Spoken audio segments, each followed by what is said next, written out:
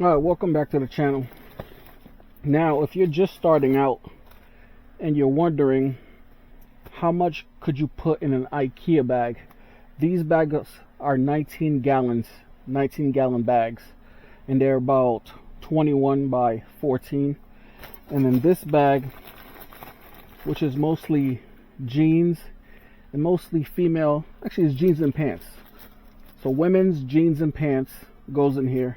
And right now there's about 32 items in this bag. So these bags, we use them as extra storage on top of our bins. And they hold about 32 to 35 items. Now if it's female tops, like blouses, you could probably get 40. Men's jeans, a little bit less, probably like 25. Shoes, I think it holds 20 shoes. A good alternative if you don't want to use the bins and if you don't want to use boxes to store your items, because these are more expensive. Ikea bags are $1. I just checked the website right now. They're $1. So these are good alternatives. You could stack them on top of each other.